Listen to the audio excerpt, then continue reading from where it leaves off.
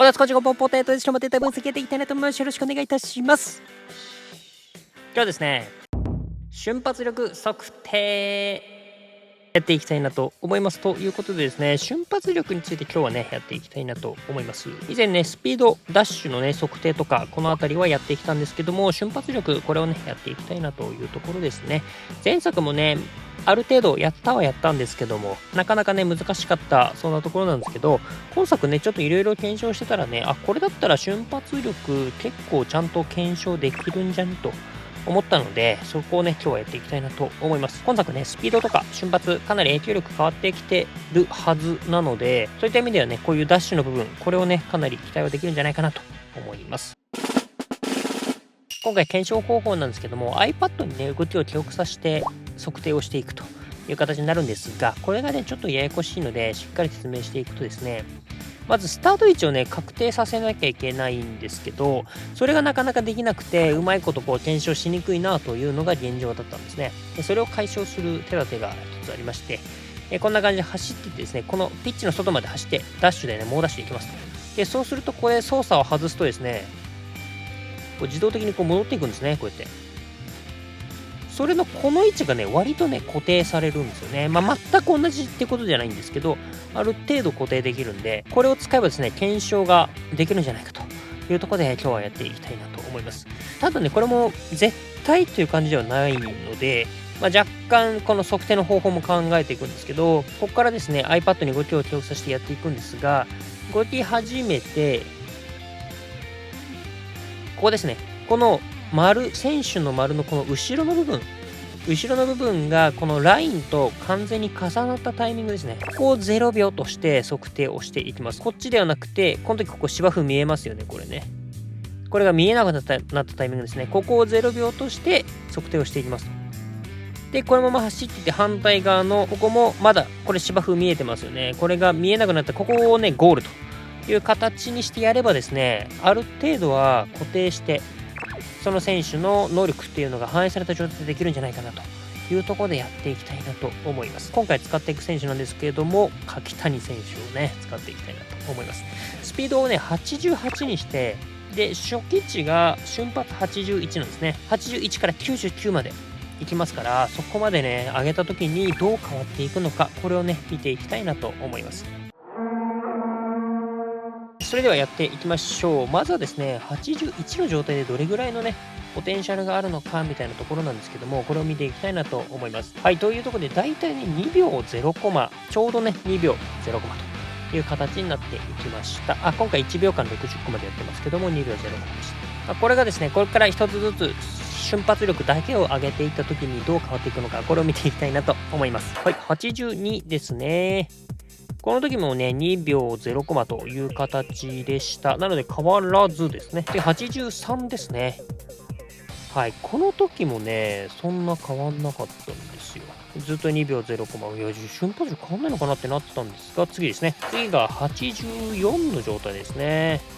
はい。1秒58コマが出始めたんですよ。ということで、ここでね、初めて速くなりましたね。しかも一気に2コマも速くなった。この距離結構短いんで、この距離で2コマってまあまあ大きいのかなと思ったんですけど、いきなり速くなったという形ですね。次、85ですね。1秒58コマ。ここも変わらずという形。で、87ですね。86はちょっと飛ばしていくんで、1秒58コマという形になりました。次ですね、88。はい。58コマ。ここもね、変わんないですね。89です。58コマ。はい、ということで、90ですね。ここもですね、1秒の58コマと。ほぼ変わらない。たまに59コマとか出るかもしれませんが、そんな形。この辺りからですね、ちょっとおかしいなぁと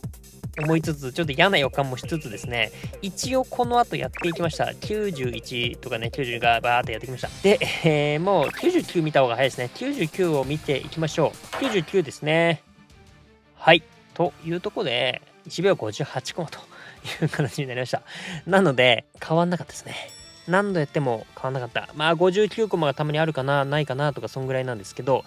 その程度でした。距離が短いので、差が出なかったのかとも言えなくもないんですけど、これより長くしちゃうと、今度ただのダッシュ測定になっちゃうので、そうなってくるといろいろ変わってきちゃうなとかね、いう形。むしろこの距離で差がつかないんだったらあんまり瞬発力の意味ないなっていうのが言えるので。はい。というと、まあもうちょっとこれ以上何も言えないんで、今日は一旦結論です。瞬発力は84から速くなる。それ以降は同じとします。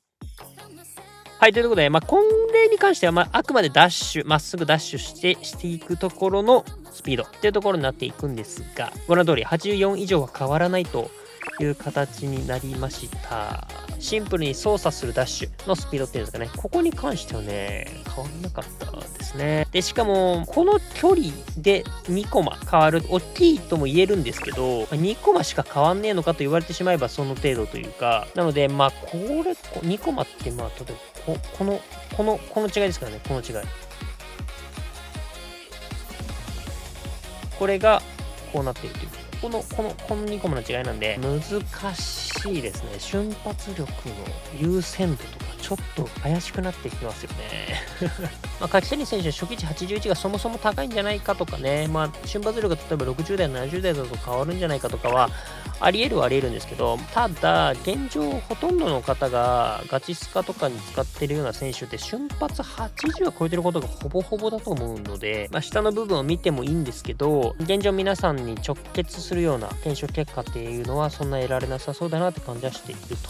いうとこですね。もちろんね、ボディバランスだとかオフェンスセンスだとか、そのあたりは変わるんで、結局上げざるを得ないんですけど、目安としては84を超えるか超えていないかとか、そのあたりが重要なのかなというところですね。そしてあとはスタミナとかの影響は一番もしかしたら受けやすいとかね、そのあたりはあるかもしれないね。そういった意味では、ちょっと70代、60代の瞬発力の検証っていうのも、やった方がいいのかもしれないですかね。ちょっとそのあたりまた考えてやります。はい。というところですかね。あとは言うまでもなくね、ドリブルとかだと若干変わる可能性は全然あり得ます。特に方向転換とかね、そのあたりで差がつくよとかね、いう可能性はあり得ますよということですね。で、あとちなみになんですけど、入力してからね、動き出すまでの時間が違うんじゃないかとかね、あるかなと思うんですけど、ここはね、同じでしたね。方向指示がですね、認識してから、この輪っかがね、大きくなるまでの時間と、このあたりもね、全部基本的にはもう99だとしても81だとしても9コマ同じでしたね。一歩目が出る時間っていうのは若干違うんですけど、これはね、瞬発力云々ではなくって、このさっきも言った通りですね、この柿谷選手が立ってる状態から動き始めるんですけど、この立